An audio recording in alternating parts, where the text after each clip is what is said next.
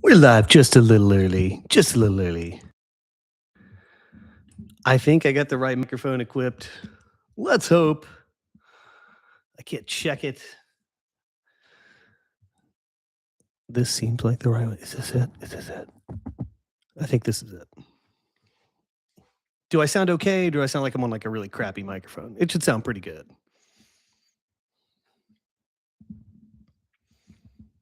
All right. It's 11 a.m. It's time to start. It's vibing with PageMotor. I'm your host, Chris Pearson. So, the reason I wanted to do this show today is because I just dropped the AI design conversion skill for PageMotor. Over the weekend, I dropped the official first version of this skill. And I had previously had a version that you could use with the Claude UI prompt, the version of Claude that works in the browser. Let me pull that up. I'll show you what I mean. So this is Claude in the browser. So the previous version of the design conversion skill, you could load up a skill here in Claude and use it that way. And they keep changing this, but you could go to capabilities and you could add some skills down here at the bottom. You add skills and you can make the AI do some sophisticated things. Skills are nice. But here's the thing. The AI design conversion, the new one, is pretty complex. And because of its complexity, it requires Claude Code to actually be able to run and do all the things it needs to do. Now, when I was about to ship the skill, I asked Claude, I said, well, I would like to be able to run this both ways in the UI and also in Claude Code. What would I need to do, or what would a user need to do using the prompt, the Claude UI? What would they have to do to run the skill successfully? And said, well, here's the problem. Contextually, the skill is very large. There's a lot of data and a lot of potential data that the skill might need to access to do its job successfully. With the Claude UI, that would be too much data for it would like overload the context window. And so what it would require you to do then, you would have to have the skill files on your folder.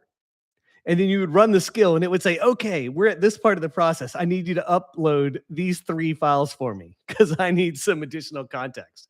That way it wouldn't be, it would be loading stuff on demand sort of, but it can't do that. It would need you to do that. So I'm like, that is a clunky process. I don't want people having to do anything, no extra steps. And so I came to the conclusion through that process that the skill was only going to be able to be run with Claude Code. I don't know. I mean, I hadn't really seen that this is where things were heading, but the reality is now that you're going to need to use Claude Code if you want to get the most out of PageMotor and these AI skills. What's the point of using these skills? Like, well, I've never used these skills before. Why should I use these skills now? Well, gang, the web design development game is changing and it's changing fast. Stuff that used to take weeks, months to deliver can now be done in a single day, in a matter of hours, sometimes less. And because these AI skills, these are their processes, their patterns, it's a computer running an algorithm. When you have a situation like that, you can refine the results over and over and over and over again. You can achieve outcomes that are tighter and better and more precise than anything you would ever do. Like you could hire the greatest agency in the world. They could have the best branding ever, the best sales team, the best packaging, like everything you think about the work they're going to do is amazing. And a skill that has been nicely refined running this way I'm going to show you today will blow it away every time. I am not joking when I say that the skill that I'm going to show you with PageMotor, the AI design conversion skill, running on Claude Code, is going to produce better outcomes than any design agency and development agency on earth could ever produce. It will blow them away, and it's going to do it a lot faster, and it's going to do it at scale, which is crazy. So that's the thing. So because this new setup requires Claude Code to run, I'm going to show you today my setup, and I kind of walk you through the process of setting up yours. And that way I'll get you to a working environment where you feel like you can rock with this stuff, because it's a little intimidating, especially if you've never used the terminal. It's a little intimidating to use Claude Code because it's a terminal based thing. And terminal is sort of not a UI. We're used to like playing around with websites, playing around with WordPress, having an admin and all this stuff. We're used to that. That's a comfortable operating environment. Using the terminal is a command line interface. It is just like the bare bones. It's like the most nerdy way you can interface with a computer. So a lot of people have some misgivings about that. I did. I pretty much refused to use it until Claude Code, but Claude Code hits different. It is a better way to do things, and it enables a lot more context, which is the issue with the browser-based UI for Claude. It enables a greater degree of context and processing. And so it's really the way to go. Like AI, I talk about this on the Practical AI show. When you go beyond the prompt, so I showed you the prompt in the Claude UI. When you go beyond the prompt, you really start unlocking a lot more power of AI. And so what we're going to look at today is the web design and development workflow of the future. It is a combination of Claude Code, the skill that I'm going to show you, and PageMotor. And it is absolutely phenomenal. All right, gang. So let's get started. I'm going to share this little window here. See if we can find it. I got to grab the right one. I got too many Claude Code windows open. Let's see if this is the right one. This is the right one. Okay, excellent. So this is my Claude Code window. One of them. I got a few open. So I'm already in it. Okay, here. Maybe I should open a brand new one. Let me how do I exit Claude Code? I don't even know how to do to do all the commands yet. All right, so we're going to exit. Boom. All right, so we're out of Claude Code. And so I'm using a terminal called Ghosty. But if you're just on a Mac, you can just open the terminal application, and you open the terminal application. It's just boom. It says like what this says at the bottom here. I'll scroll it up a little bit. Maybe we'll see if I can fit it. Yeah, it says personified at iMac. That's my username on my iMac. It's just like that's what it'll show you. The last three lines you see there at the bottom, or maybe just the last line. When you open terminal, you're just going to see that. It looks like nothing. So you have to type something in there to get your computer to do something. Now, when you're setting up Claude Code, first thing you got to do is you got to go install it. You download it and install it from the Claude website. I'm not exactly sure where on there it is, but you can search for that. Use the AI to do it. It's real simple. But I'm going to flip over and show you this. There is a guide on Claude Code in their documentation. It's real simple. You're going to type in this command in that prompt area where I just showed you. Like when the terminal opens, it's bare bones. You're going to copy this command, paste it in there, hit enter, and it's going to go. After you get that going, like that takes a few minutes. After you get that going, it's going to make a couple other suggestions. Like you have to read what it says. It'll say like, oh, you're going to want to do this now. You're going to want to follow those steps. There's only a couple items that I can recall.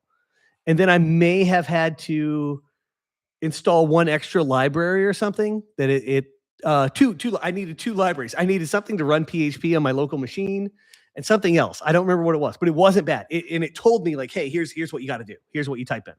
So I just follow those steps. If you get stuck at any of those steps, or if you're confused, you open, the Claude UI and just type into the prompt, say, hey, I'm installing Claude Code. I'm at this step. What do I do next? It'll tell you exactly what to do. So this is like your troubleshooting partner. You want to use the Claude UI to do that. You can use Grok to do it. I mean, I actually had Grok answer my questions while I was doing this. But whatever AI you like, it'll be able to guide you through that process and tell you, okay, here's the next step for you. Here's what you got to do. So that gets your Claude Code environment set up. Now, once it is set up, you want to establish a working environment for Claude Code. This can happen a variety of different ways. So I'm showing you here just a Finder window, but I set up on my computer a projects folder. You could set this up on your desktop. You can set it up wherever. I didn't set it up on my desktop. I'll probably change this stuff later. I just followed a tutorial that already existed and just did whatever it said. And now after working with this a while, I'm not sure I like exactly this setup. So I'll probably tweak it to my taste.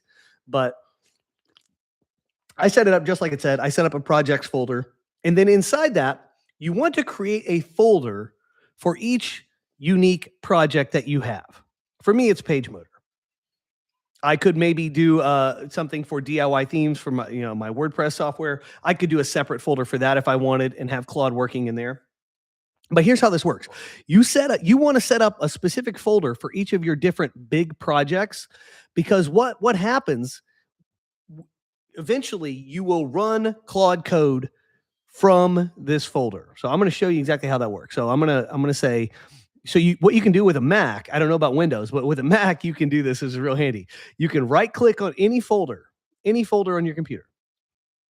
And you go down to services here and you can say new terminal at folder. Now I have something installed called Ghosty, and Ghosty is like terminal, but it's just like a more modified one, like a cooler one, whatever. So I'm going to open a new Ghosty window here. This is handy because when you're using the command line interface, you have to navigate to exactly where you want to go on the computer to do some sort of operations on it. So it can be a little bit tricky. If you're not used to doing that, like you need to go to the right place and then take the action you want to take. So what you do when you open Ghosty or the terminal at that folder, then you just type in Claude, and Claude Code will start running there. So I'm just gonna demonstrate that real quick. So I've opened the terminal. Well, come on now. I've opened the terminal at this folder, and now I'm going to type Claude.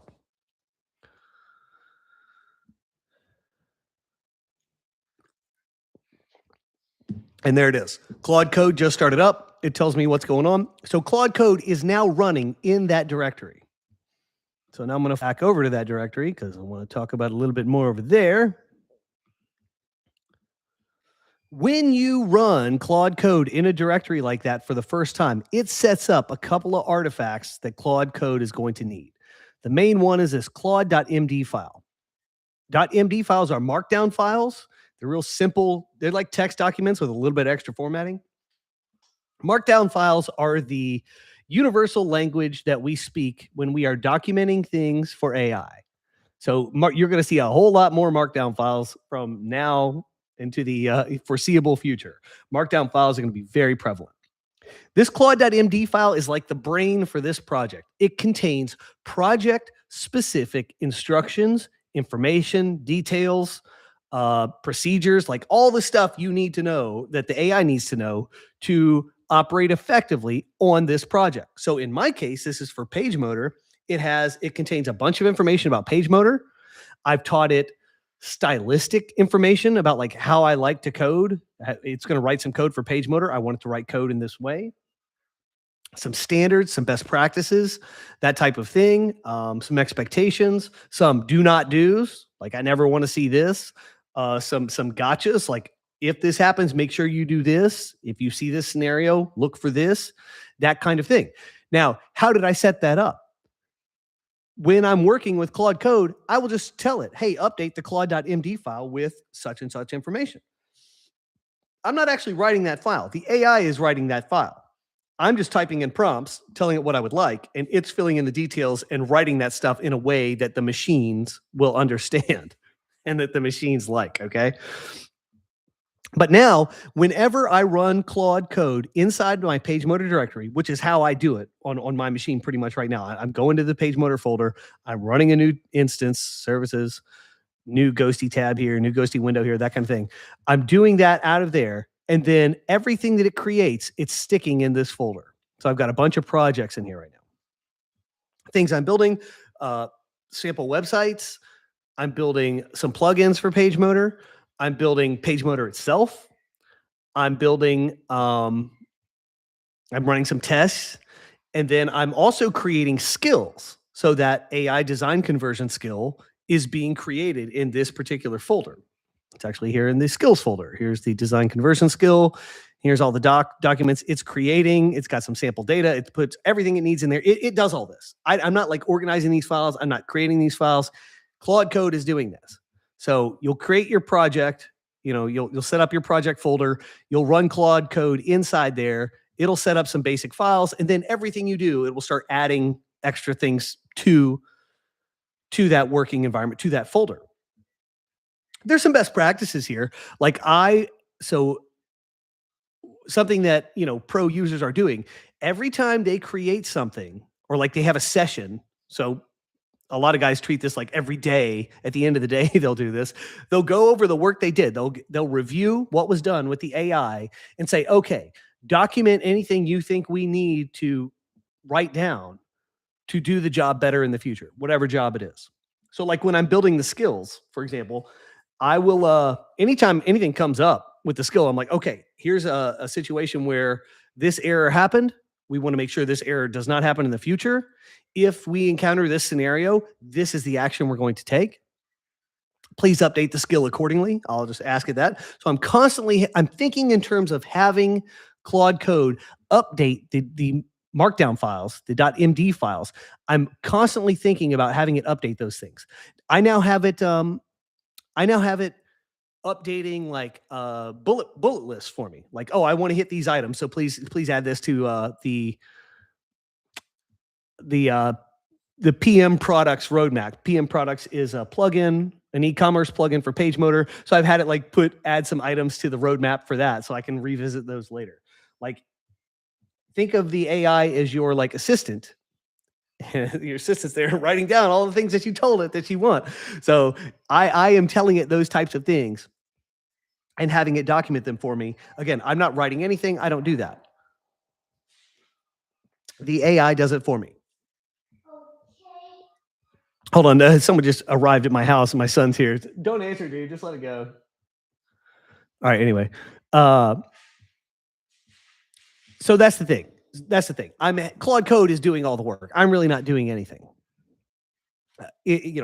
I'm not writing any documents like that. I'm having it generate all the documents. Now, when we go to the design skill, that's what really the main thing for this stream is, this new design skill for PageMotor. Let's take a look at that. Here we go. The PageMotor forums. We've got the new AI design conversion skill.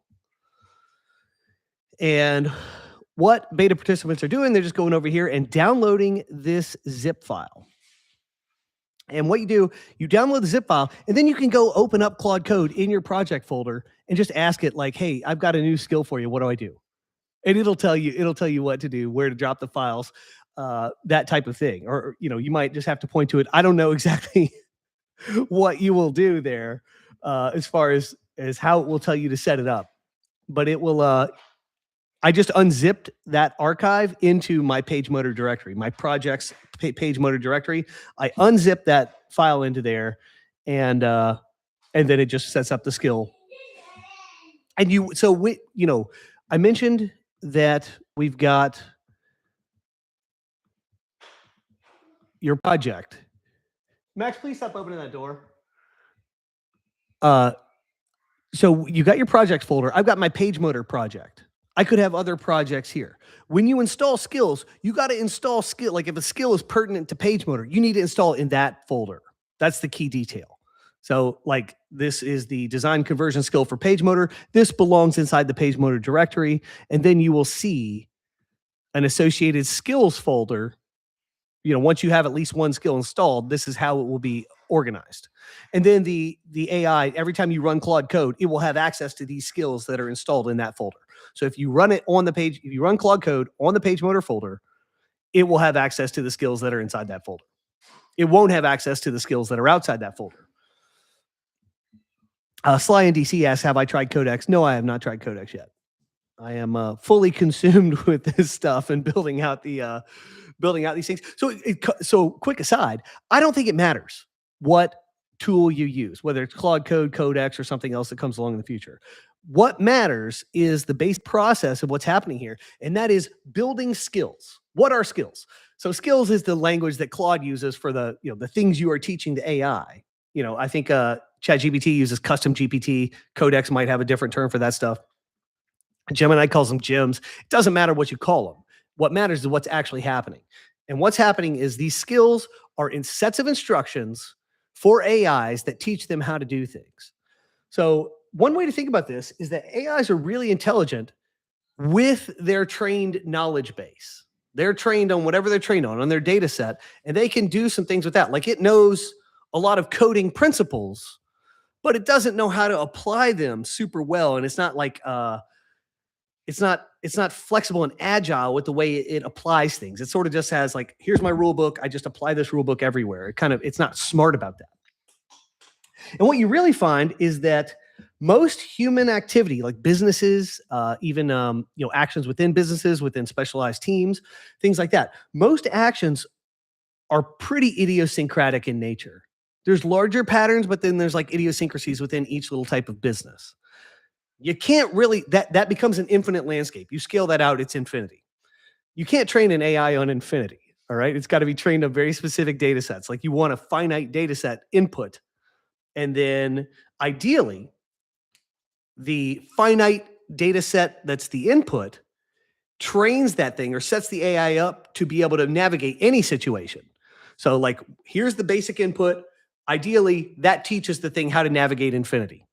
That's a really tough problem to solve. I'm generalizing, but that's the essence of it. That's really tough to solve. So how do we bridge the gap between the AI's existing data set and having it do these actions, do an infinite amount of actions, where it doesn't really have specific training on these things? That's where skills come in. That's the point of skills. Skills are the bridges that we are building between AI and doing things we actually want. So really I see skills as the new frontier. Like this is what we're actually building at this point in time. This is where humanity's efforts need to be focused. This is where they will be focused. All the gains that we're about to receive from AI are going to come through this lens of skills.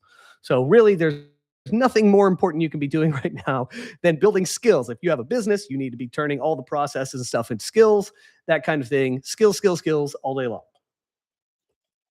And again, it doesn't matter if you're doing it on Claude or on Codex or on anything else. Like if you build a skill in Claude, I can then have it convert to something that's going to work in Codex. It'll be pretty easy, pretty quick. The meat of the skill, which exists in these markdown files and some other associated references, that stuff is the meat, and that meat is transferable between any of these models. Okay, back to the design conversion skill. You're going to install it in there. It's going to be in your skills directory inside PageMotor directory. Great. Now, when you run Claude Code in your directory, you'll now say, hey, run the design conversion skill here. I'll just do this here. I'll show you a little example. And then I'm going to get to a couple real world examples, but I'm just showing here. So it's got, Claude has commands. And when the design conversion skill is installed, you can type design conversion, and that's prompting it. It's gonna know to use a design conversion skill. Actually, I think it's called PageMotor Design. There it is. It's got to show up in that little list for it to be a real command. So if you do PageMotor Design, it will run the PageMotor Design conversion skill. It will I don't think it will create a new project folder unless you prompt it to. But bottom line, you can run the skill this way. You can just say, hey, run the design conversion skill on this document, and you can link to an HTTP or an HTML document. You can link to one. So how's this going to work for you in the real world, though? Well, let's discuss how you're actually going to run this on a real project. So I will show you one of my real projects, and we'll take a look at that. So back over here in my projects folder. No, I think it's on my desktop. Let's look over there. So I did this this coffee shop design that I've talked about a couple times now. So I used a tool called Google Stitch. Let me see if I can grab that for you. Hold on.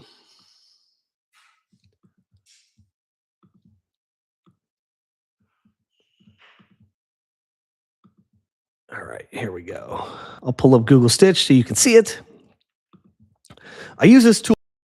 You can use Claude. You can use the Claude UI that we talked about before. You can use any tool you like to generate a design. You could point to an existing design that's on the internet somewhere. Doesn't matter how you start. You just got to point to an HTML document. But this is Google Stitch. It created me for this fictional coffee shop 4 different templates: a home template, a menu template, an about template, and a contact template. That's 4 different things.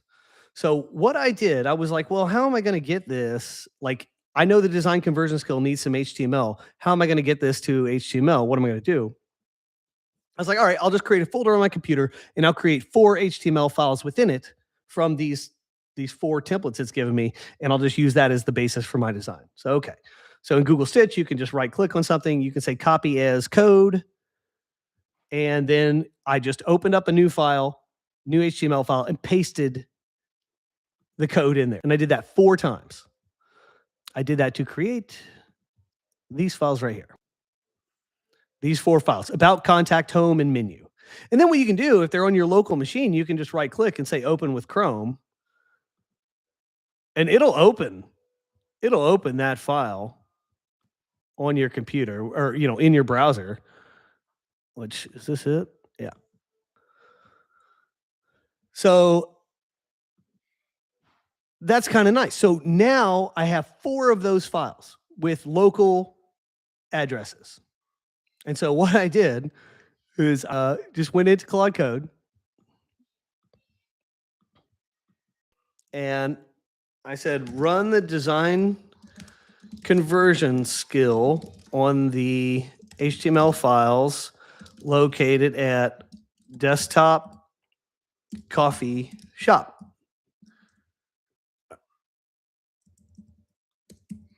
And then I knew that there were 4 files: home, menu, about, and contact. And so I said, there are 4 different templates in that folder. The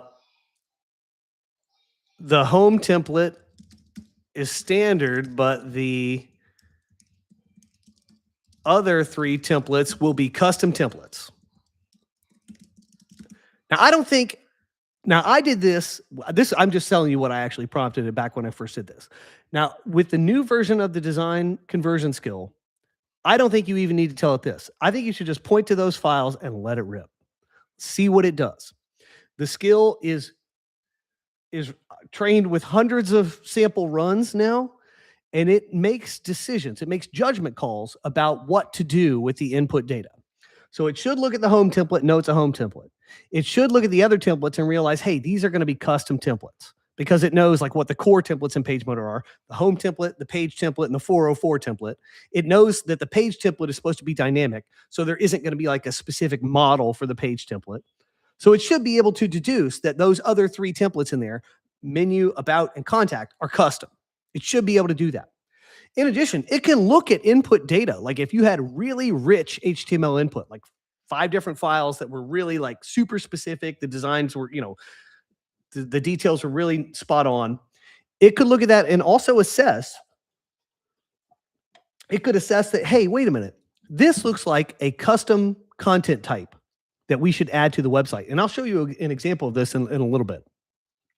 And it'll make that judgment call, and it will actually create a plugin to add that content type to your website.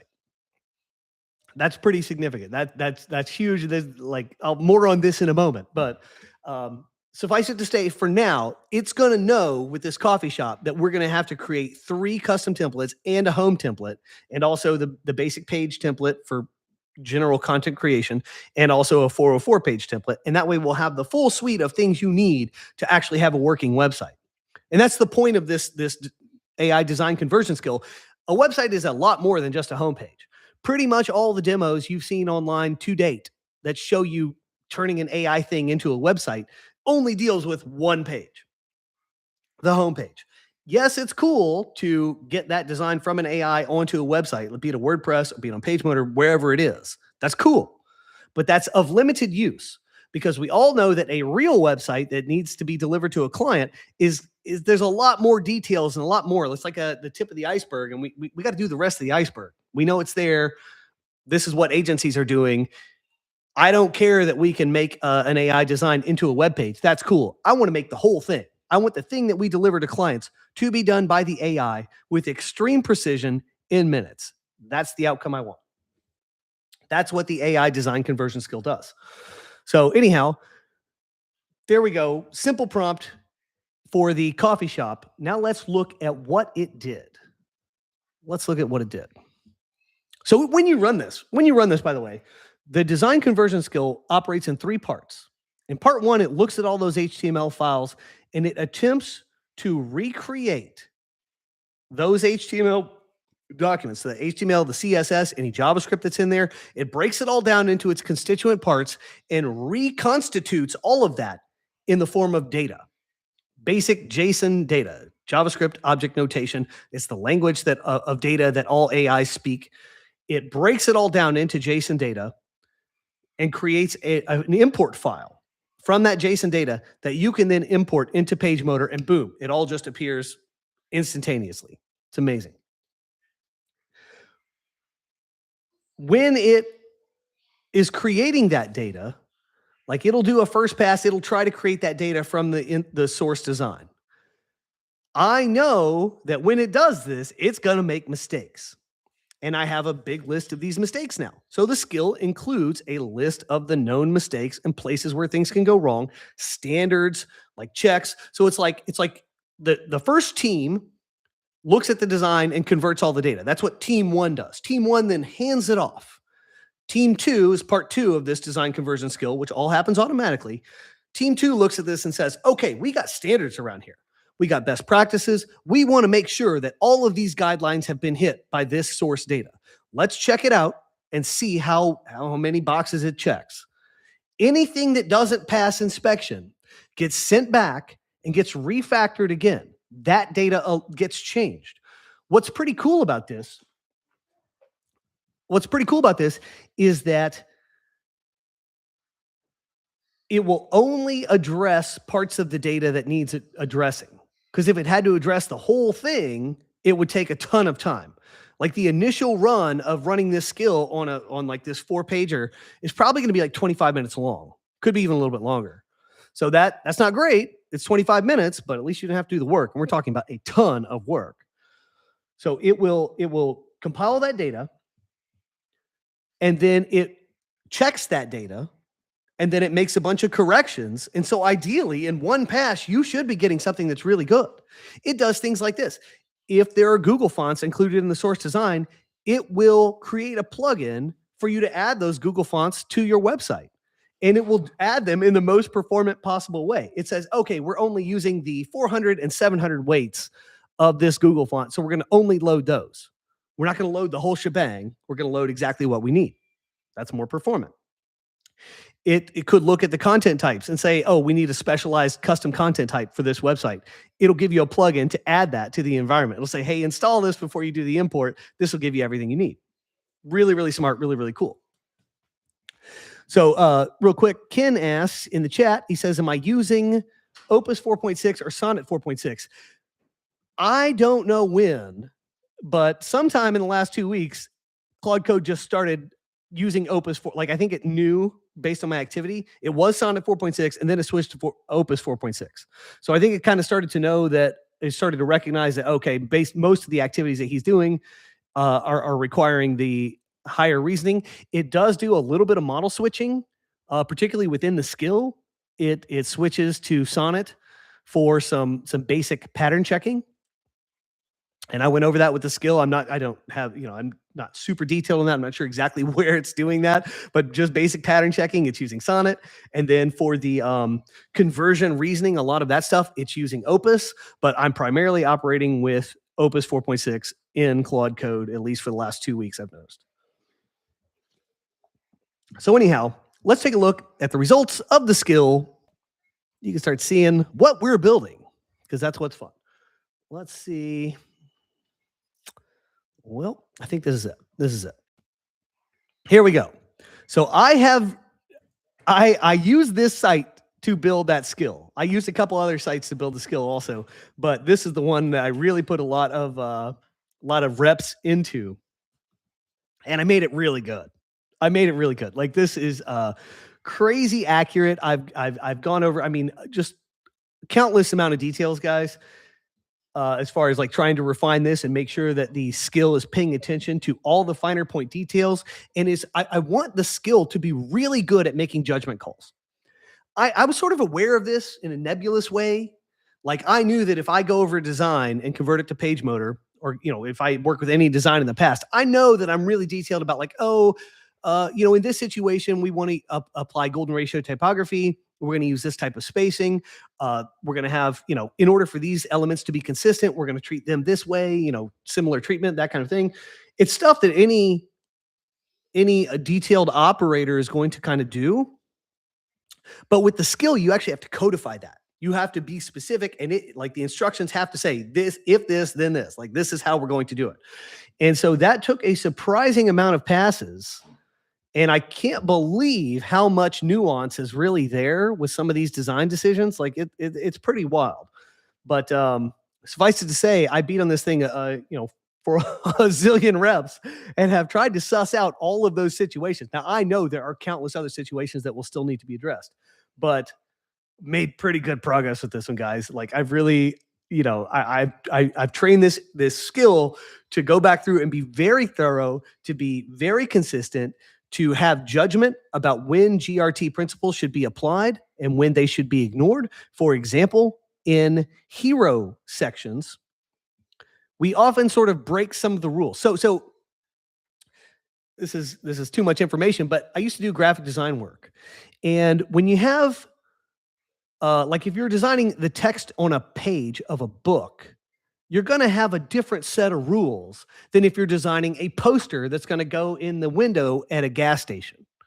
There's just a different set of design rules that apply. On a book, you need more space between lines of text. If all you have is a poster on the window at a gas station, you might not have too much space between lines of text. Number one, you've only got 1 or 2 words per line. And number two, you've only got just a little bit of room to work with anyway. So you got to squeeze some text in there. You got to squeeze information into that, densely into that space in order to convey any meaningful message. So you have different rules for different contexts. The same is true on websites. Hero sections have sort of a different standard than other sections of the website. You often find much larger text. The width of the design, something like 1,300 pixels here or something like that. Even if this text filled up the entire width of the design, it would still be a very short line of text, relatively speaking. So like we have different rules about the typography for this, about how much line height you're going to have, spacing between elements, all that stuff. Different rules for hero sections. So the bottom line is the design skill knows, hey, the expectation is for a hero section, for something like this, a high impact visual section, is that we're going to try to match the source design. We're going to have high fidelity there. We're not going to go through and make, not going to make editorial decisions about implementing golden ratio typography or trying to make this more consistent with the rest of the design or to have reusable parts. We want the specific outcome for the hero section. But then when we get into internal elements such as cards or anything like this, like these are sort of, you've got this little, the capitalized text here, and then you've got like a menu item or something, and then you've got a brief description. Like these are patterns. These are patterns. These patterns need to be played out elsewhere on the website. So the thinking behind this, a patternized thinking, yields different results than this one-off, like this is just a showcase sort of thing. There's just different thinking and different decision-making that goes into each of those things. The skill has this judgment built in to handle these different types of sections with, with some clarity and some professional level type insight there. So that's really cool. We got this great menu page. And there was a lot of little correcting that had to be done here to get it to treat everything the same way. It's like, these are all menu items. Like there's needs to be like one display for menu items, and then like little tweaks on that, little riffs on that to get things to display differently. So I did all that. That's great. Got an about section, about page, same thing. This is a hero section, so it gave it different treatment. It didn't really have to strictly adhere to the rules of golden ratio typography or using the other variables that dictate this design. It was able to stray from those in this case because it's like an editorial decision. Like we'll stray from it here. We know this is not a pattern. We just want the outcome. And then it's got these other things. These are like bento displays are what these are called. It handled these nicely. I had to train it on that stuff as well. We've got a call to action. The buttons. The buttons are interesting. Buttons are considered core content formatting elements in PageMotor. You can go into design options and you have 5 different button types to choose from. And you can deploy those in any of your content anywhere and they'll just work. Well, this thing had buttons all over the design. They've got these in the call to action. It's got this one up in the header here. There's some on the homepage. It was treating them all differently. It's just madness. I want those things tied into the design options in PageMotor. We'll look at that real quick. I want these things all tied in there. We can look at this. So here's the design options. It sets all these up. The design conversion skill sets all these up and pre-populates the values. And then you can go down here to buttons and change them. Well, it didn't do the buttons. I'll have to audit the skill and check that out. I thought it was going to put the colors in there for the buttons. Interesting. So anyway, as you can see, there's still holes in the process. Like I said, it's going to be a refinement thing over a zillion years here, a zillion reps. But bottom line is this stuff is tightly integrated. And, that leads to these types of outcomes. And we have one more page. We have a contact template. This is really cool. Again, this is a totally custom design. These are custom templates, like a page template's not going to look like this. I'll show you one of those in just a moment. So it's got custom stuff here. Got a custom UI that does the little accordion. That's a fact section. It's really nice for GEO. Looking good. So I was real happy with the way the skill handled the main template and the custom templates, and then also sussing out the little details in the design and knowing like, here's the decision we make in this case. Here's the decision we make in that case. That's nice. Like that, feels like a significant accomplishment to me because like I said, I had a sense of the amount of judgment calls that go into these design decisions. But when you put it into a skill and you really have to codify it and address every issue, you really get to see it. And it's like, oh man, it is it's an involved process, but in order to get to this place we want to get to where the AI can do this whole thing from start to finish, these are the types of details we've got to cover. And bigger picture than this even, skills are the foundation for the future of all work. Everything's got to be translated to skills. Your business processes, if you have teams within your company, the team needs to be distilled down into documents and skills. No, I'm not like zero exaggeration here. This is exactly what it looks like. Everything that we do needs to be distilled down into these and codified into documents and skills. And it is shocking to see the amount of nuance that happens. And that's really why humans need to be involved or that's the role that humans have played. We think it's, the deliverable that the humans produce, that's what their value was. No, their value was actually being able to navigate these little decision-making junctures that happen everywhere, the literal nuance of the job. That has been the key role for humans. And that is the difficult thing to teach the AIs. That is the tedious thing to teach the AIs. So, skills being the foundation of the future. A lot of you listening to this are going to be creating skills in some form or fashion. This is what you will encounter. It's fascinating. It's a little bit frustrating, but despite the fact that I've had hundreds of reps with this, I still remain very upbeat about it because I know if you get to the point where you have a skill that's perfectly refined, just think of it like this. When the skill is complete, I can run it 1 billion times and get super, super tight results. It doesn't matter how good of a job of hiring you've done. It doesn't matter how good your company is or whatever. A team within your company is never going to be that good. You're never going to be able to run it 1 billion times and get perfect results. People have bad days. But an AI skill that's perfectly refined like that can run 1 billion times with 0 errors. That is a potential outcome that is real. No days off, no psychological problems, no human tragedy, no nothing getting in the way of perfect results. So, I mean, it's, got to have some perspective about where we're heading with that. So let's shift gears a little bit here. I want to show you, I will make a correction to this site. So I noticed here, I don't like the way this is presented. I would like the word established to be a little closer to 2024. And the reason why this is no good is because it's applied to this heritage year. It's been given a line height that goes with golden ratio typography.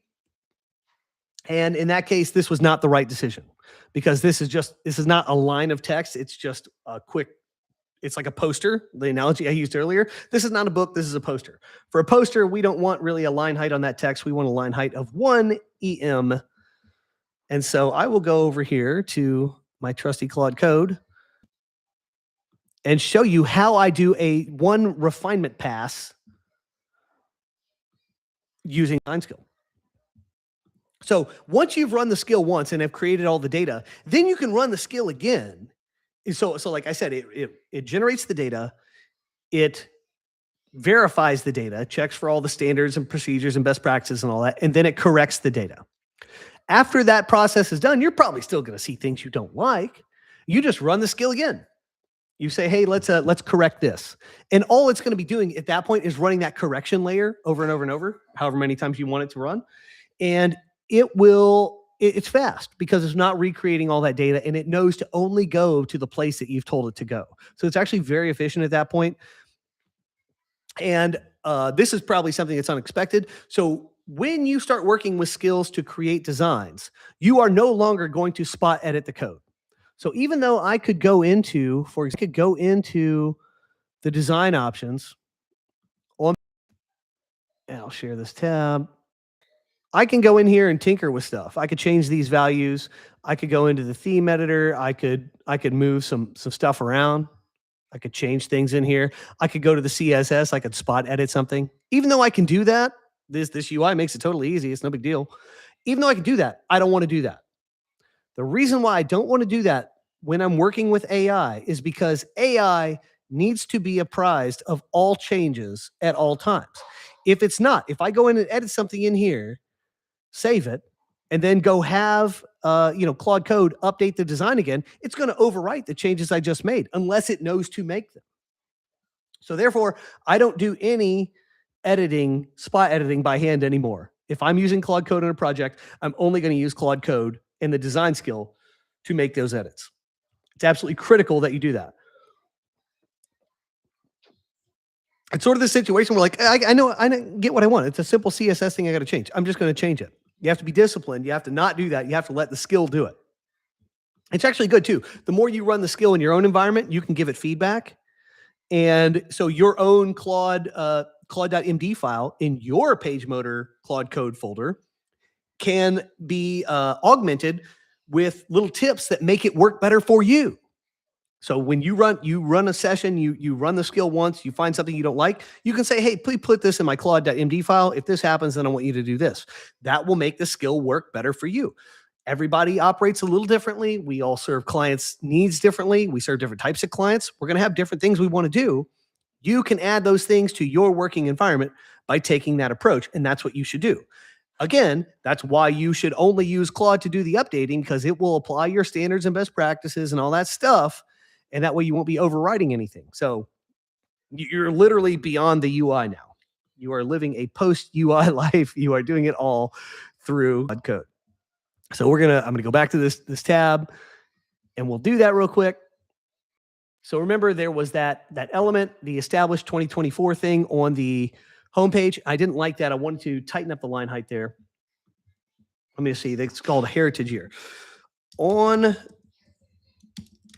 the coffee shop design, there's a heritage year element on the home page that should not have a GRT line height. Instead, it should be 1M, since this is not a column of text situation. This will tighten up the gap between established and 2024, making the whole thing look centered inside that circle. All right, so I just, that's all I said to it. I didn't say run the skill. It knows contextually that this is what we're doing. So it's going to figure this out, and it's going to update the file for me, the theme import file. This is the meat. So this is what I want to show you, because you'll see when you run the skill, it gives you an import file. You import that file into PageMotor. I'm going to show you how to do that in just a second. All right, it's already done. So we'll go back over here. We'll go to manage theme data, pop over. Here we go. So we go to you can manage your theme. So you go into, so we'll go to the main PageMotor admin. You go to theme settings. You go to manage theme data, and then you can click import theme data. This is the magic spot where you can put an import file in here and your entire site will change. Phenomenal stuff. So I'm going to go back to my project folder, which I don't think you can see because I'm sharing that other window. It's not a big deal. I've shown you where the project folder is. It's projects, PageMotor, and inside there, it has created a file called artisanal lens coffee shop v3.txt. And I'm just going to drag, good God. I'm going to drag this over into there. There it is. I dropped it in there. It's updated, 118.86 kilobytes. I'm going to go over to in 2024 text. I'm going to hold shift, click refresh. We'll see if it changes. There it is. It's tighter. It looks better. That was the change I wanted to make. That's how I did it. Now, I could have gone into the CSS and made that change really easily, but now the next time I run this skill on this website, if I choose to do that, maybe I'm going to add a new template later, something that design agencies commonly do. You deliver a site for a client. They come back 2 months later, say, hey, Chris, we need a landing page for our newsletter. Can you add that? This is the way you're going to do that. The AI needs to be constantly apprised of the progress of that project so it can do this stuff and not overwrite anything, not leave anything out, that type of thing. It's like augmenting over time. This is how you want to do it. So that's great. We got that. Let's do something else.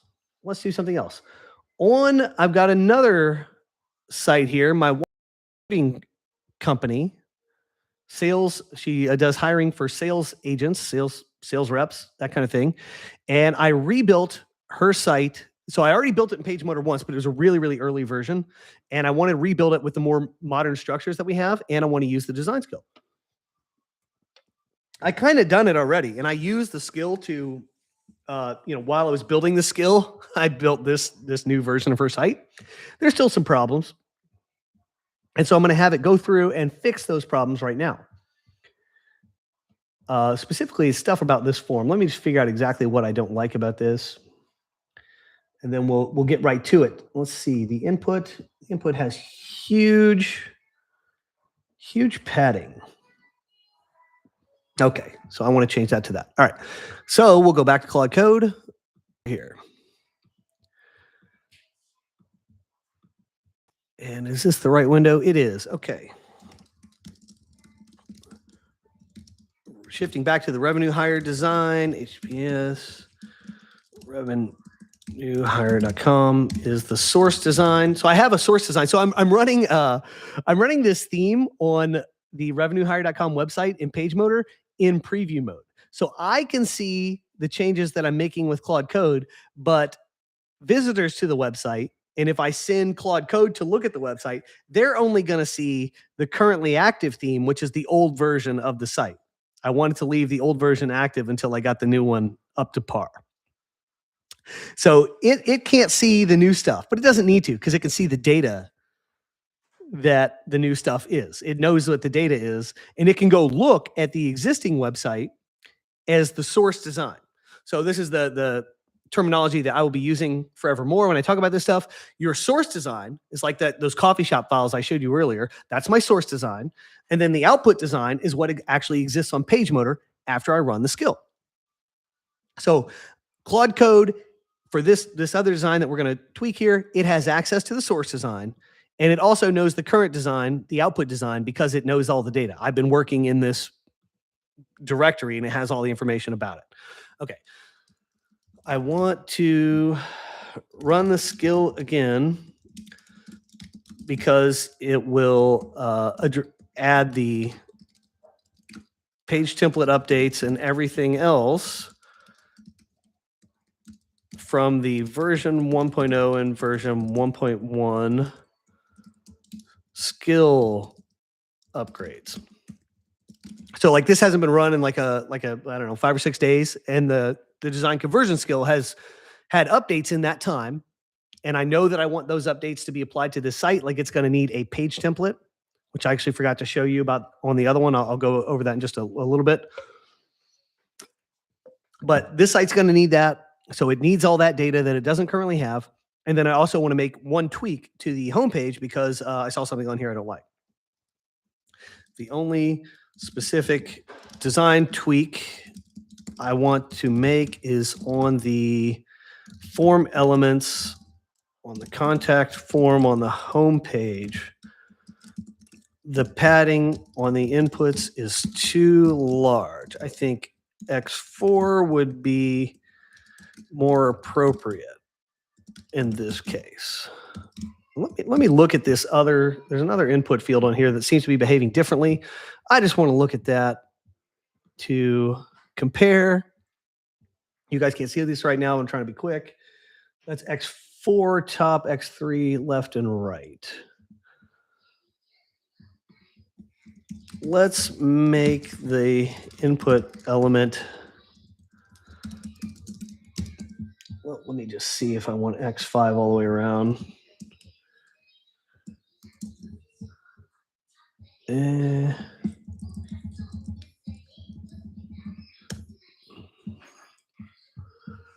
Maybe I want X4 all the way around. Almost. Here we go. Yeah, we'll just do that. We'll just do that.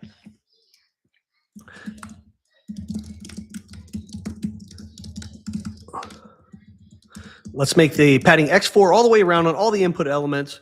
Right now, there is a difference between the AI-powered inputs and the contact form inputs. I want them all consistent. Okay, so there we go. I've given it a little bit of instruction based on what I've seen on the design. I wanted to run that skill again. And I wanted to correct this little consistency issue that it has because it's unnecessarily specific. It's overly specific for no good reason. Makes things appear differently in different places. I don't like that. So we're going to solve that issue. I'm just going to hit enter right now. We're going to do this. So it's going to cook on this. Shouldn't take long because, again, it's refactoring. It's not right, but it is going to have to look a little bit harder here because it's going to add the stuff for the page template that wasn't there previously. So that is that's kind of a significant add-on. But actually, this is a good time while this is cooking. I will show you what we missed earlier. Let's see if we can do it. I'll have to show you this window. All right. Well, I have to redo it. Here we go. This is the page template on that coffee shop site. This is a really nice page template. It's got a headline. It's got a byline here with the author and date. And it does proper and very detailed text formatting within the content of the page. This is nice. You want this. So it's got call outs, different types. It's got there's basic call outs. It's got alerts. And there's a note at the end that's got pre-formatted code. It's got maybe this is a basic call out or a note, whatever. There's 3 different types of call outs in PageMotor. It does all of those styles, which is really nice. And I've added some other stuff too for negative margin treatment. So you can have what's called a bar, like a pseudo sidebar out to the side of the text. Extensions, things that extend beyond the width of the content column. All that stuff is accommodated now out of the box when you run the design skill. It will ask you, it'll say, hey, on your when you run the design skill, it'll say, hey, on your pages, do you want the content to be centered like this, or do you want it to be left aligned? If it's left aligned, it handles things a lot of really cool content formatting features. It just handles them a little bit differently because the nature of the page is different. But it's doing a whole lot of treatment there that I think is really, really nice. And so that way your sites that you run with this, they're going to be set up for this dynamic page type output. So if a client wants to add a new page about some special they're running or something like that, they'll be able to. And then in a future update of the skill, it's going to be a thing where we go back through and like add a landing page template to the existing data. That's going to be really, really cool. You can add other elements that are going to enhance the design. That's really nice. Something I didn't mention earlier that I might as well mention now while we're waiting for that thing to cook is that when you run the design skill, it'll say, hey, this input design was using a couple of Google fonts. PageMotor does not include all of these fonts maybe by default, or it doesn't include the weights that we need for this font. Like this one uses extra bold 900 weight. That's not included by default. Here's what you need to do to include that. And it will give you a plugin file that it created. And you'll go into the PageMotor admin, go to manage plugins, and you'll upload the plugin that it gives you. It'll be for fonts. It could also create a plugin for content types, which, like I said, I've got, see, this episode content type. It created this for me on a different design conversion I did. And what that does is that creates a new content type for episodes in this case. And then anything I enter in here is going to use a special episode template. Nothing else will use that template. My page template will not be affected because this is a little different than the page template. So I could then either have a custom template, but then every time I want to create an episode, I have to go in and specify the custom template. And I have to go, if I want to edit my episodes, well, I have to fish through all my other page content to find which ones are my episodes. That's crappy organization. That's how WordPress works, but that sucks. This way, all my episodes are quarantined. I know that if it's not an episode type, then it's not an episode. This is the way to do it. This is professional. So the design skill can even do that. It can create those for you. But like I said, it'll create the Google Fonts thing. You'll activate the plugin, you'll save it, and then it will just be active on your website and available. And then when you look at your design, the fonts from the design will actually render. So that is a really, really great thing that it does. What's really cool about this is if we'll go back over to this tab, fonts in the design, there's a right way and a wrong way to incorporate them. When we incorporate them through, it's a link to the CSS essentially is what it is. And then you tell it like which weights you want. You can even tell it what characters you want if you're only going to use like 3 or 4 characters. That's even more performant. But when you do this, you need to do 2 things. You need to do a pre-connection to the fonts.gstatic.com domain. And then you need to do a preload. You do a pre-connect and then a preload. You're preloading this file from Google as a style sheet, and you have to do that. And then you actually load the file. If you're going to do it in the most performant way possible, you have to do all this stuff. Previously, like with WordPress or something, you'd have to do that. You'd have to do all that. You'd have to add the fonts. You'd have to figure out a way to edit the document head across your theme. Like, I want to make sure this displays on every page. Number one, are you even going to be able to render that stuff in the right place? Not always the case. And number 2, are you going to know to do all this stuff? Did you do all this stuff? It's something you're going to need to do every time for every Google font. Therefore, it's a pattern. Good software is going to handle these patterns. PageMotor just does that. If Google fonts are included in your design, this stuff's just going to happen automatically. That is super, super nice. So PageMotor is stuff for you to give you the highest performance, the best performance possible without you having to think about it or do any of this technical stuff. So ridiculous. Oh, okay. So Ken just updated the chat here. He was running his own Claude Code stuff while we're talking.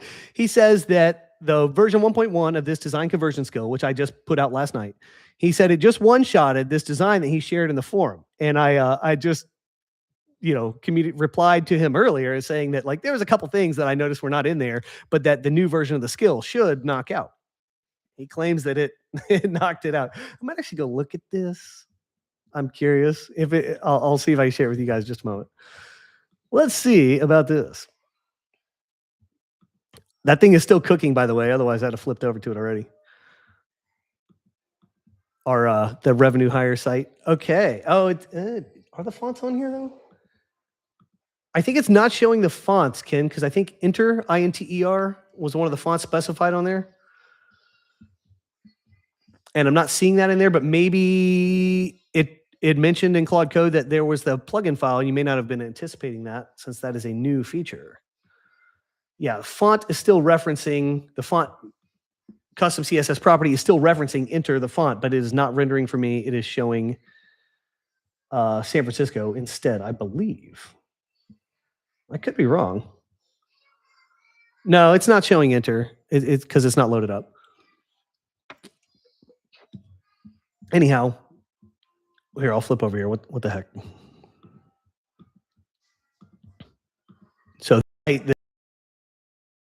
So this guy has I'm actually very interested in this because this is it's I guess it's about learning different languages, 11 different South African languages, and it's like a courses to learn some of these different dialects.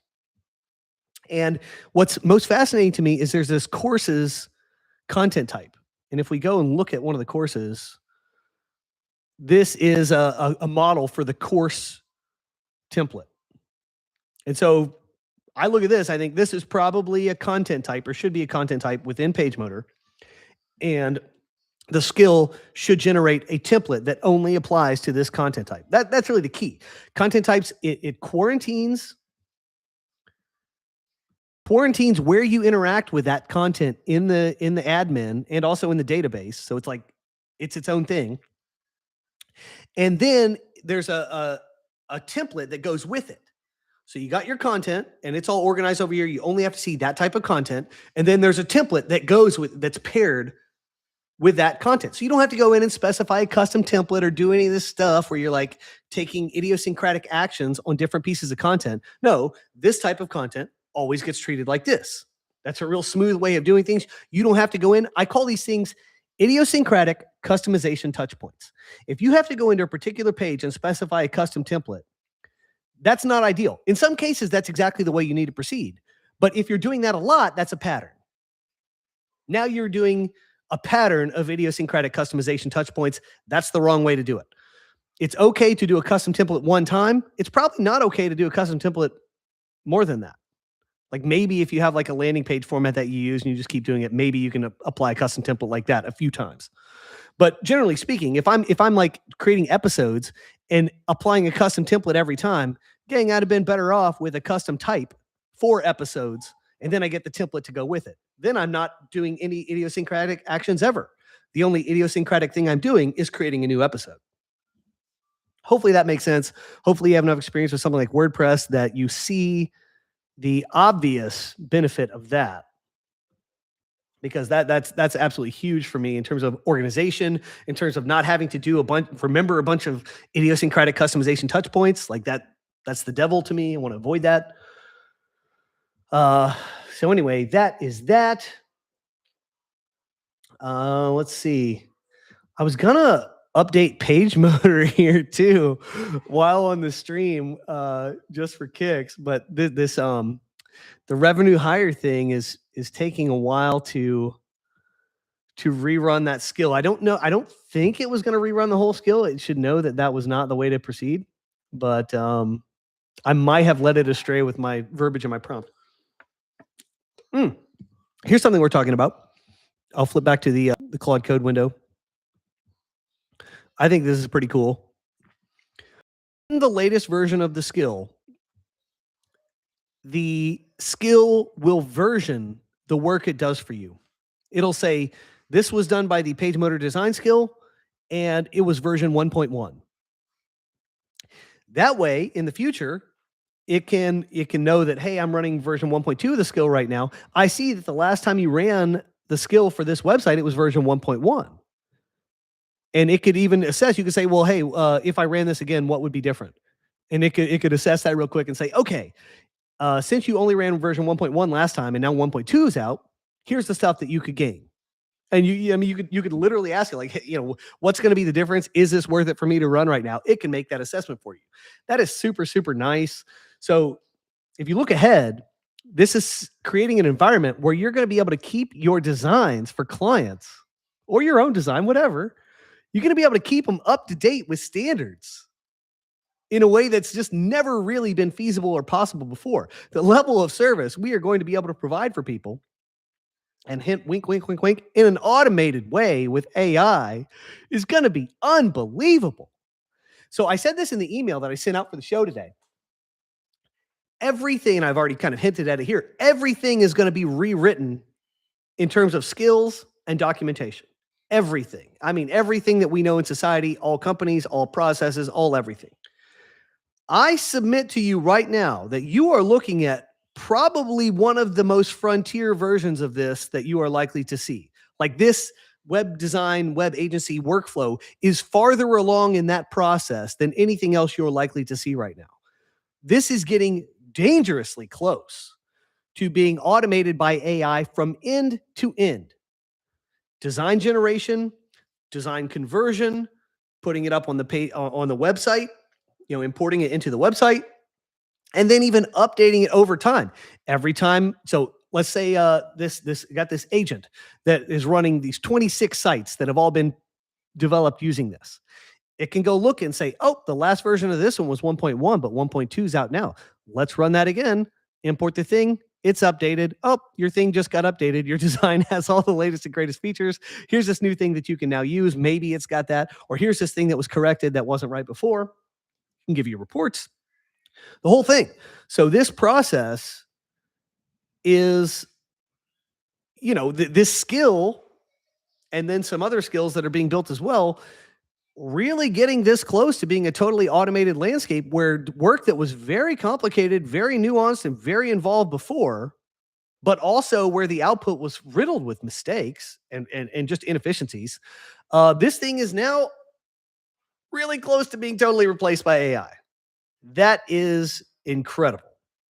That is incredible. And, my favorite thing about this probably is that the results are so good. We're going to flip this. The results are so good. I cannot stress performance of this website is unbelievable. My computer's slow right now because we're doing the live stream and it's all choppy with YouTube. This site is lightning fast. I've got the console open flow. I'll close that. It'll be even faster now. Like, clicking around, this is lightning. WordPress websites are not this fast. They cannot be this fast. Other delivery mechanisms, Squarespace, Shopify, Webflow, they cannot be this fast. They are not this small. They are not this agile. They are not this fast. They will never be this fast. Not only are they this is look at the HTML side of things. You got the performance boost from the Google Fonts thing. There's other stuff like that built in for any type of JavaScript delivery, for any sort of third-party asset, not even third-party, first and third-party asset inclusion, all done in the most performant way possible, all handled for you. You don't do anything. You just feed it into the system in the way that the system asks for the data, which you don't even have to do. The AI does it. And boom, it all just works. It's all perfect. Look at this HTML source. I mean, you notice not a ton of the orange text here indicates classes and IDs added to HTML elements. If this site were built on Tailwind, which is common these days, it would have a billion of these classes. Or if in WordPress, God help you, if you built it with Elementor or Divi, it would be full of these freaking classes. It would be a mess of these class names. We call that cruft inside the HTML document. Document just nothing but cruft with a lot of these crappy systems. PageMotor, zero cruft. All hard-hitting stuff that matters, stuff that's germane to the final outcome. No repetition, no overlap, just pure unadulterated efficiency all the way down. Look at this. We even got proper source indentation. Like, please, get off me with this. There is nothing else like PageMotor. This is the tightest HTML document you'll ever see. It is pumping out sites that are so quality than the best agency could ever produce. There is no comparison. And now AI is doing it. So it's doing it better. It's doing it faster. Like, at what point did we just concede that this is it? This is it. Like, I don't know how much proof we really need. There is nothing magical. So I used to feel this way about design. I was known for being a designer. That's how I got my start. So I felt like there was this extra importance about the design work that I did. And it took me like 15 years, but eventually that got beat out of me once I realized that, human attention works a certain way. Nobody thinks that just, you might like a design, it might be like aesthetically appealing to you, but that's not necessarily what gets results. Human attention doesn't really care about that. It's nice to be delighted by something that's beautiful, but something that works goes farther, lasts longer. And so it kind of disabused me of this notion about like specialness about my designs. The same thing is true for agencies and developers. There's nothing special about the jobs that we were doing, even if the jobs were difficult. What makes us feel special is that we are able to parse the nuance and deliver something for clients that is good, that we think is pretty good in a lot of different measurable ways. That's pretty good. But the reality is those are all processes and procedures. Those are business processes and procedures. Even though there's nuance, even though there's human decision-making that gets put in there that is important and consequential for the outcome, it's still just procedural decisions. These things can be turned into skills. These things can be finely documented. All these little decision junctures, if this, then this, if that, then that. All those things can ultimately be documented and will be documented in these AI skills, and the AIs will be able to handle them with aplomb. It's just a matter of repetition.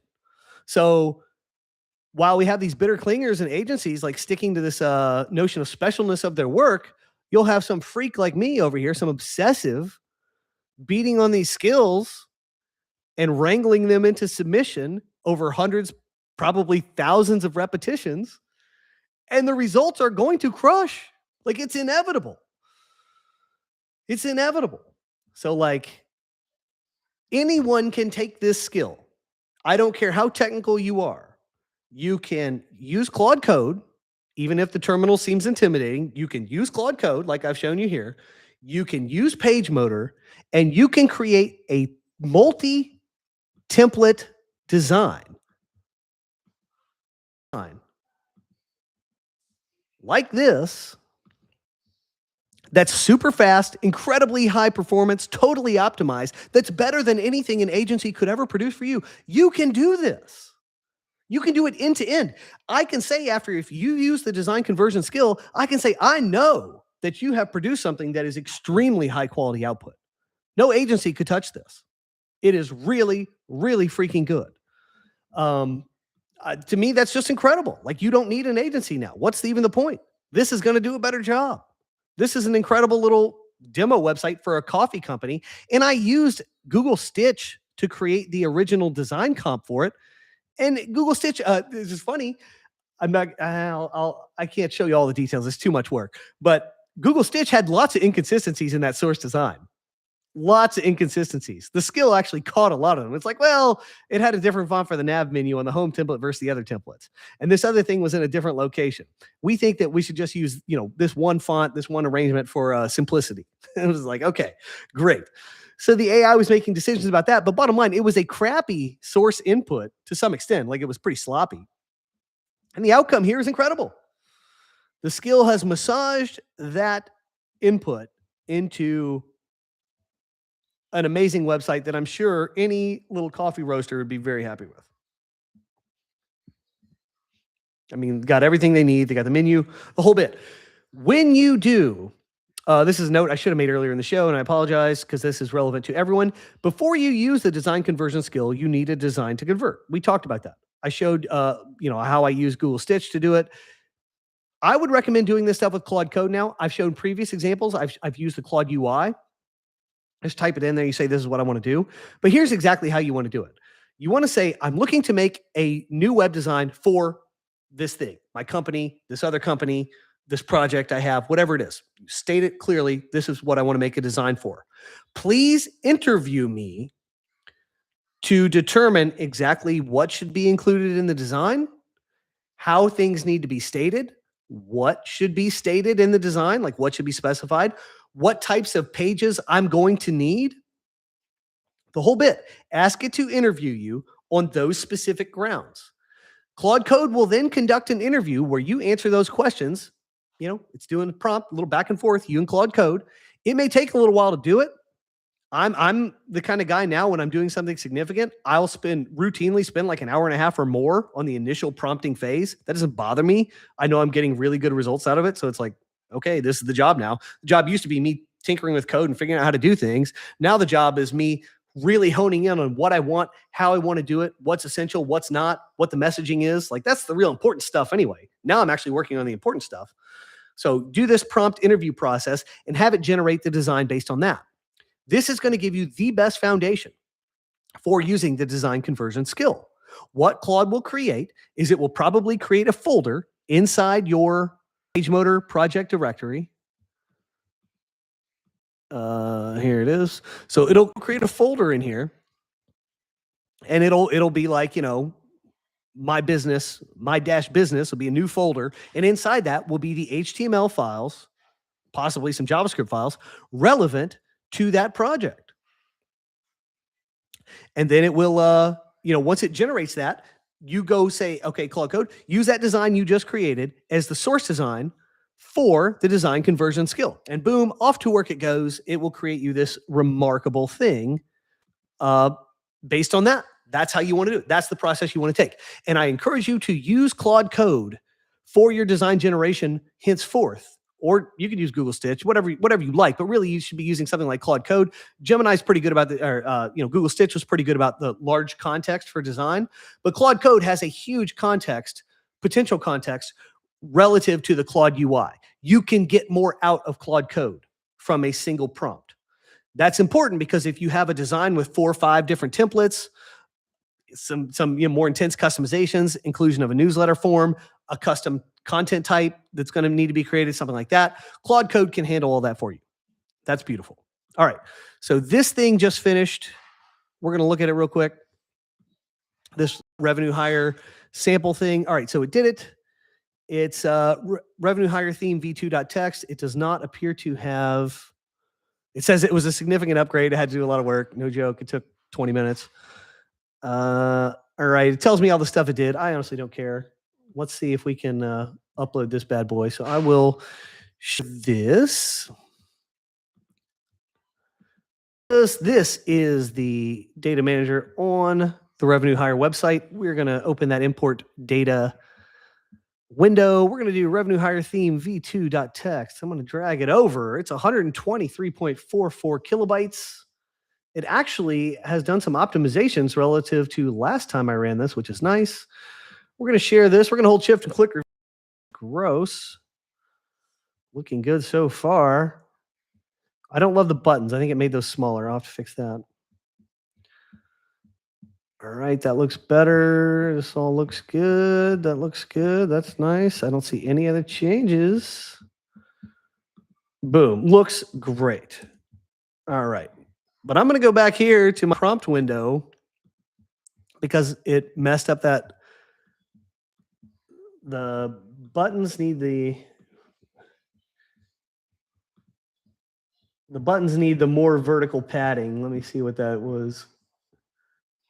B button Y. All right. Wow, are they all like that? Interesting. Yep. For the vertical padding on buttons, let's use X3. X3 is a spatial value from the GRT golden ratio typography system. There's 18 values like this in GRT that matter. There's font sizes 1 through 6, 1 being the largest, 6 being the smallest, 5 being the primary font size. There are associated line heights that go with those, G1 through G6. G1 goes with F1, G2 goes with F2, that kind of thing. Those need to be paired always. The skill knows this. And then there are 6 spatial values, X1 through X6. X1 is the largest, X6 is the smallest. They are all related by the golden ratio. They're proportional. Usually X6 is something like 4 pixels. X2 is equal to the line height of the primary font size, and X1 is some large value like 50 pixels, something like that. But they're curved together by the golden ratio. But anyway, whenever I have a spatial value, such as padding on buttons, things like that, I'm going to be selecting between X1 and X6. The buttons are currently using X4 for the vertical padding. I'm just telling this thing I want to use X3 instead of X4. Instead of X4, and it will then go through and make those quick changes it will make those quick changes to the CSS, and then I'll drop in that import file one more time, and that'll be that. So let's see, it's about to be done. Gonna flip over to this window. And this is the exact process I do to refine designs after delivering them. After I've run the skill, I go back through and identify things I don't like. I tell it to make some changes, and boom. You can do this. You can tell it to make changes however you want. I like to use the system that's already in place. It knows how to speak that language really well. I've noticed that it's really good at making judgment calls with the system I've given it. When it has to go outside that, it just does some willy-nilly stuff that's not patternized. I don't like that. When it uses the system, though, by God, it shapes right up and starts behaving in a way that's smart, like an engineer, which is a fascinating thing to witness. So here we go. The upload failed. What is that? I haven't had that happen.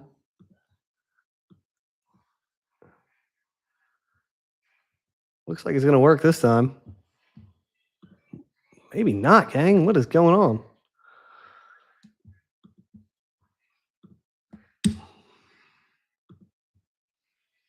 What in the world? I'm still on stream. It's still working, right? Yeah, okay. Uh-oh, what's going on here?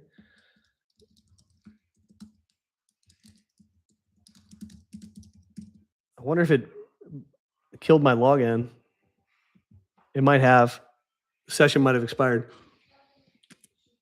That would be really funny and really unlucky. Dang, I think it nuked the whole thing right now. What is going on? You definitely have not run into this. Let's see. Gotta check my error logs real quick. That's funny. It's still not resolving. That's crazy. The whole server's hung up. That's a bad look. This thing wants the stream to be over, I reckon. I do want to show you. Okay, it resolved. I don't know what was up with that. All right. So we're gonna do this again. That was weird, gang. I've definitely had that happen a single time before. Upload failed.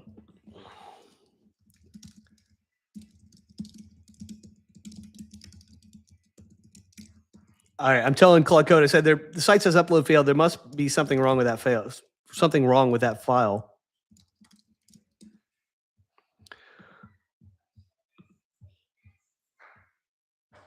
All right, at least it reloaded the page more quickly that time. We'll see what Claude Code has to say. It's analyzing that file. I said there must be an error in the file, so we'll see if it catches something. It's interesting to see.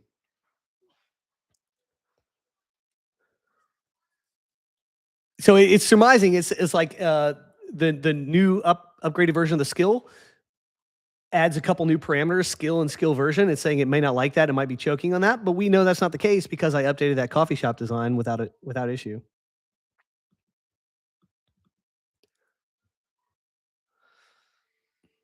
Now it's surmising that it's a file size issue. Well, I know this size is smaller than the previous one I used for this site, so that can't be it.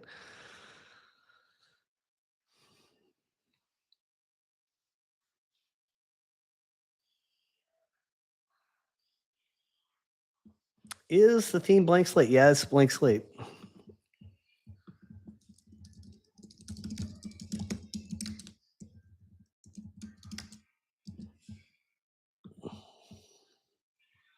That is crazy. I can't believe it's crashing out.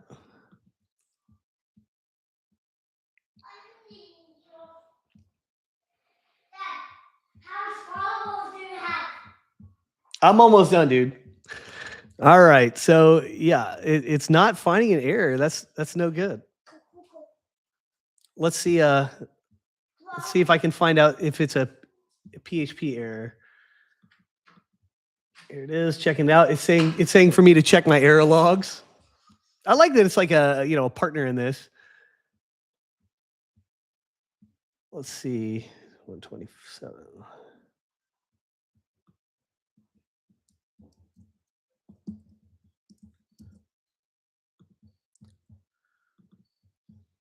Okay.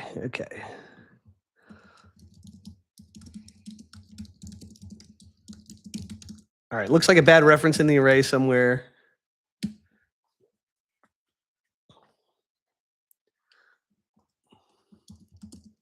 one of the variables is messed up. So we'll see. It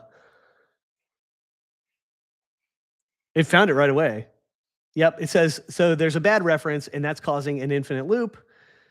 It found it and is fixing it. Oh, it's attempting to fix it. It immediately stood out to me why it was, it pointed out an array key of 14, like there shouldn't be a numeric array key in any of this data. So that's definitely suspect. So it's going over this right now.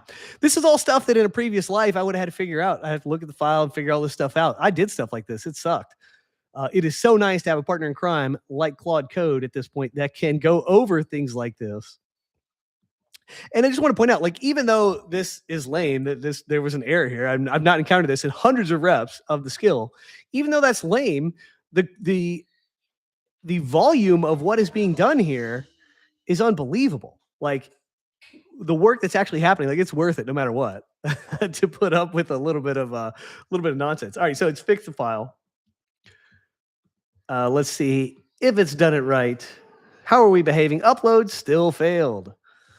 Did it update that file? Which file did you update? I still got an error with V2. Let's see if it's a new error. That's 12:31 p.m. That doesn't look like any new kilobytes added to the file. Let's see. There it is.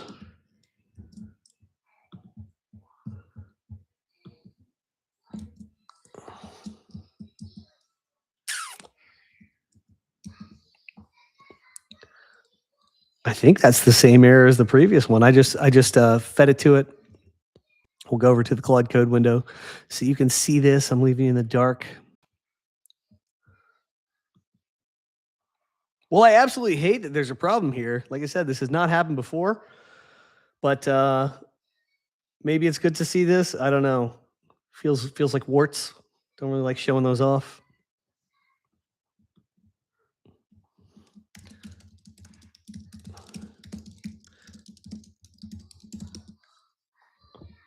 Claude Code appears to be doing nothing. Okay, there it goes. It wasn't giving me UI feedback. I just told it, I was like, hey, bro, is anything happening? I don't have any UI feedback.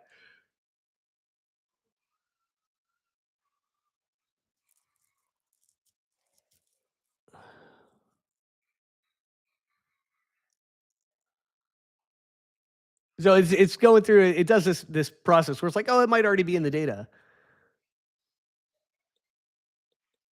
But it's not in the data because the data just all gets replaced when I do this.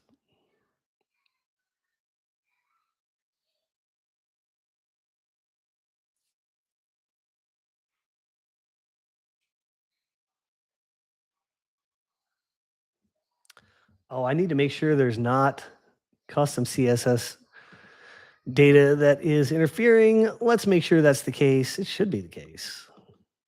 It's no custom CSS data.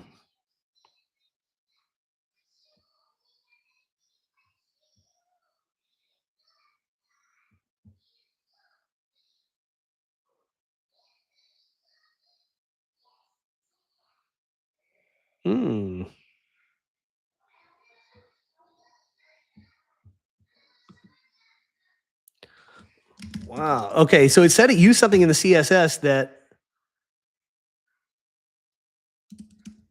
the parser didn't like.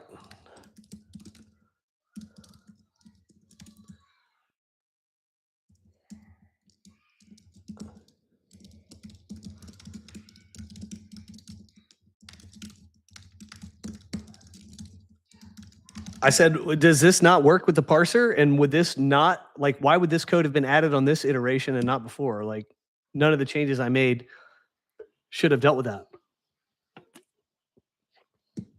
So it's going to answer both questions.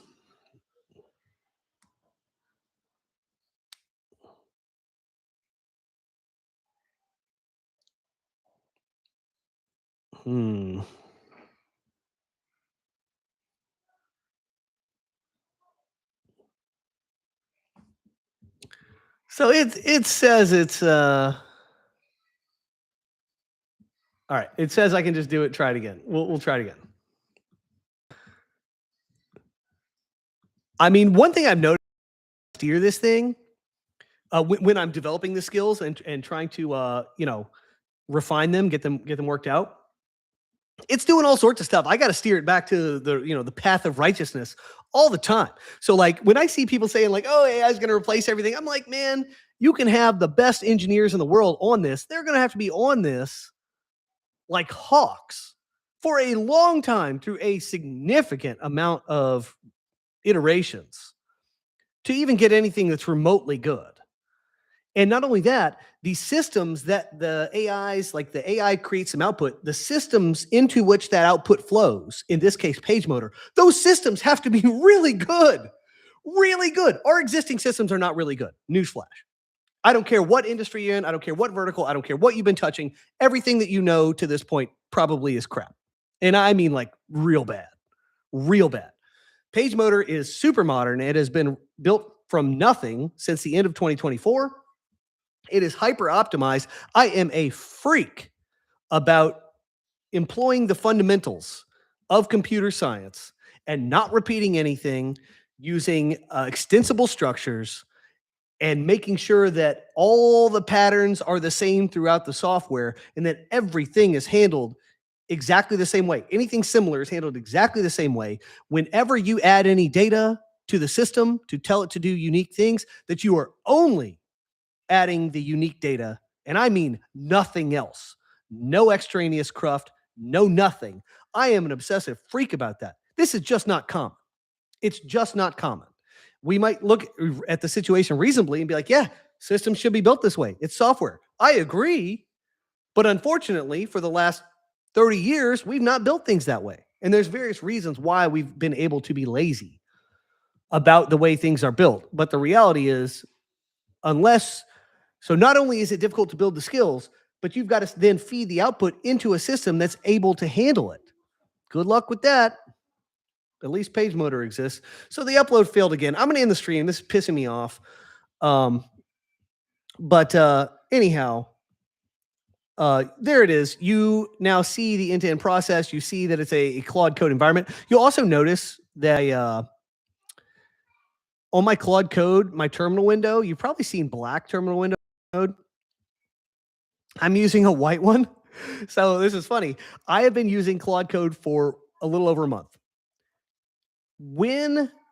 Prior to this, I have been adamantly opposed to using dark mode for anything. I don't read X or Twitter in dark mode. Everyone's doing dark mode on that now. You see a screenshot, it's always dark mode. I don't do that. My websites are not really in dark mode, although the PageMotor website is now. It has a dark mode, light mode switch. I always flip it to light mode. I'm a freak about this. I had LASIK surgery in 2006. Prior to that, I had been working with computers, for a decade, age 15 to 25. And I used dark mode for a lot of stuff because it was cool. That's what we did back then. Anything code adjacent, dark mode. Got to be cool. I started to have vision problems. I was already having vision problems. I had glasses and everything. And I had problems with my contacts. They would dry out real bad. If I used dark mode all the time, it was worse. Some research came out around that time, around 2005, to show that the use of dark mode is related to macular degeneration, which is your muscles in your eyes they kind of loosen up. They can't focus. They can't get tight and focus on stuff as well anymore. The reason why, you can think about it like looking at the sun. You don't want to look directly at the sun. When we look at things, if we have a bright background, but we have a dark object, our focus is on the dark object. Dark objects don't mess with our eyes in that way. They don't put the strain on them. So we might say, oh, with the background super bright. Yeah, but your focus is on the dark object. The focus is what's important. With dark mode, you are looking at looking out into space and like staring at the stars. It's like staring at the sun. You're staring at the white text on a dark background. You are staring at the light. When you stare at the light, it destroys your eyes. Like the muscles, the mechanism, it destroys them. So when I see all this dark mode stuff, like I get it, it looks cool. You know what's cooler? Not being blind and not having vision problems. So hilariously, I know this. I'm adamant about not using dark mode, but hilariously, I used terminal in dark mode for a month with Claude Code, and I noticed about 2 weeks ago my vision was going to hell. I'd sit down at the computer, I couldn't focus. I was having just focus issues. Focus, focus, focus. Could not focus to save my life. I went over this maniacally yesterday because I woke up in the morning and I could not see the screen. I was having to move real close to it, move back to focus on the damn text. And that's driving me nuts. So I turned my terminal here into a white background using some stuff in Ghosty. You can set up different themes or whatever. And then you can also tell Claude Code you want it to operate in light mode. I had to do both those things. And then I applied some other optimizations to add more space between the lines of text, things like that. My normal nerdy stuff. And I can already tell that my vision is returning, my ability to focus is not as compromised. So just a word to the wise there. If you're going to be using this stuff like me, I know Ken's in there beating these things to death. But if you are going to be using terminal, and you are going to, because this is the future, building skills, running them with AI, Claude Code is the way to do that. You need the larger context window. You need the better computational power that it provides. You need to do it this way. The primary way this is done is through these terminal devices, these terminal viewers that are set up in dark mode. It'll ruin you. I've been on it nonstop for a month, and it ruined my vision within 2.5 weeks. And so I'm trying to repair that landscape right now. That's why you probably haven't seen another demo of a single person running a terminal with a white background until now. But that's why it is no joke, gang. I take this stuff seriously because I've dealt with it twice now, dealt with it in 2005-06, and now I'm dealing with it again. Dark mode is so freaking stupid. It drives me crazy. It is related to macular degeneration. It will cause it. If you're 25 years old watching this, I'm just a cranky old man to you. I get it. I was 25 once too. These things don't seem to matter. But you can't project 5 years down the road when you can't see a goddamn thing. So anyway, that's my soapbox rant of the day. Dark mode pisses me off so much because of that. It's we already know this doesn't work. We already know this is bad. And yet here we go, do it again. 20 years later, we just forgot all the lessons we learned 20 years ago. Apple says it's cool again. Let's all make our stuff dark mode. No. I've had enough. Anyway, appreciate you guys being here on the stream. I wish I could have gotten that thing to work. I'll get this thing to work after the stream. You can betcha. But, I don't want to keep you guys on here while I sit here and wrestle with this. But anyway, there it is. If you got questions, hit me up in the PageMotor forums. Happy to answer any and all questions about the Claude Code setup. You are going to need to do this to run the new AI design conversion skill, and I want to help you do that. It is a level of power and precision and output that is just unmatched. You have to do this, and I want to help you do it.